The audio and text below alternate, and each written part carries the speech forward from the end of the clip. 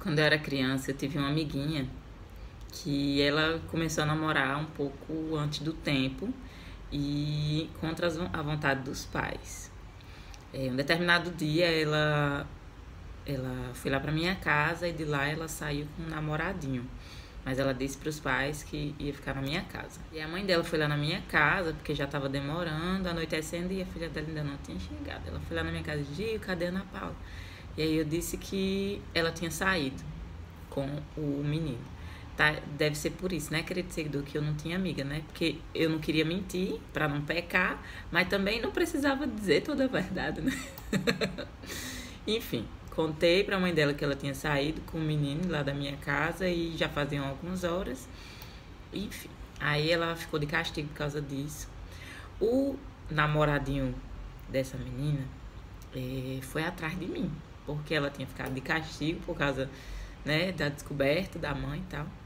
E aí o menino foi atrás de mim. Eu tava vindo, descendo da casa da minha avó, andando, descendo a ladeira, eu me lembro do episódio exatamente. Ele tava na bicicleta e parou assim na minha frente e disse: Ei, cabueta morre cedo. E aí perguntou por que eu tinha dito pra mãe dela. Eu disse: porque ela perguntou. E aí ele deu um tapa na minha cara. E aí quando ele fez isso, eu tive a brilhante ideia de querer ser crente demais nessa hora e disse: bata aqui também. Porque meu pai disse que cristianismo era isso, era andar 2 milhas, era dar a segunda fase quando te batesse. E eu queria ser obediente a Deus, e ele bateu na minha cara, eu dei a outra pra ele bater também. Aí ele bateu. E foi-se embora. Cheguei em casa chorando, contei pro meu pai. Eu disse: painho, aconteceu isso, isso e isso. E aí ele bateu na minha cara e eu dei outra cara, porque ele me ensinou que isso era o correto. E aí lá vai meu pai me explicar que não era tão literalmente que a gente tinha que fazer essas coisas, né? Então passou esse episódio, né? Eu não mais agi dessa forma. A gente aprende com as experiências ruins, né? Graças a Deus. E a educação de Raquel, eu ensino muito isso. Não de uma forma literal, mas, por exemplo, eu sempre ensino que se alguém bater nela na escola, ela não pode nunca devolver. Ela sempre tem que pagar o mal com o bem, né? Então, para ela também não ser saco de pancada, sempre que acontecer alguma coisa assim, ela precisa ir até a professora e contar. Mas nunca, jamais bater de volta, porque ela perde, né, a razão.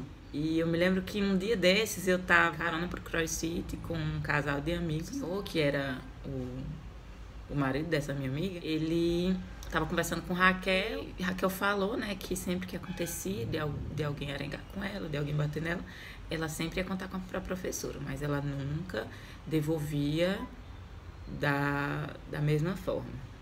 E ele: mas não pode, tem que bater também, vai chegar em casa apanhado e tal.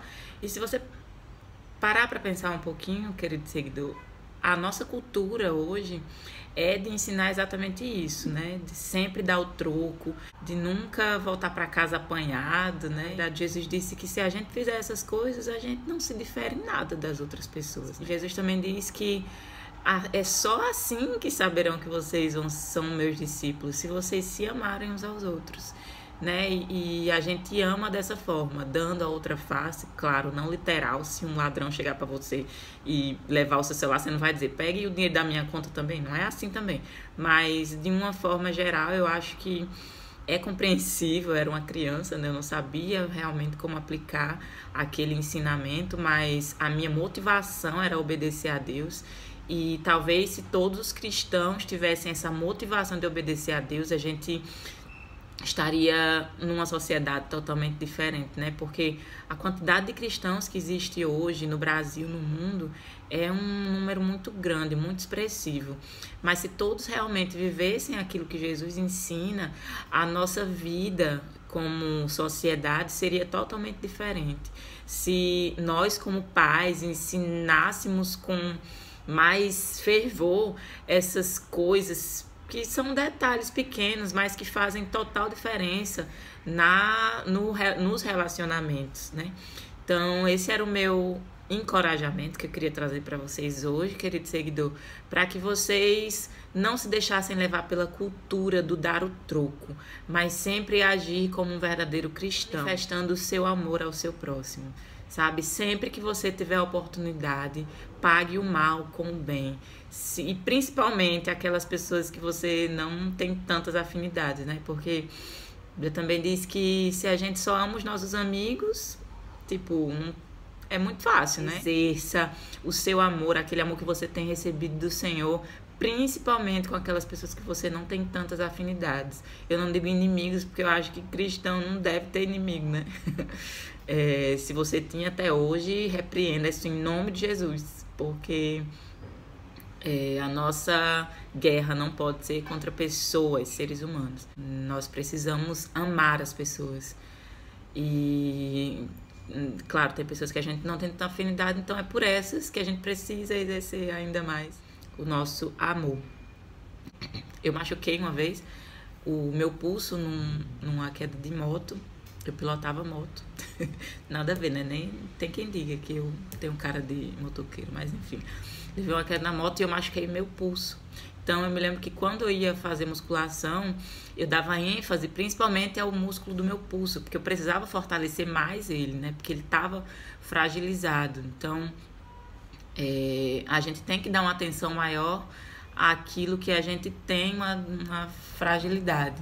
Então, se você tem alguém que você não tem tanta afinidade, procure dar mais atenção a essas pessoas, procure orar mais por elas, procure exercer mais o seu amor por elas. Então é isso, era para ser um vídeo curto, mas eu nunca consigo gravar vídeo muito curto, vocês me perdoem, tá, querido seguidor? Só queria dizer que eu amo vocês e que eu amo vocês. Tchau!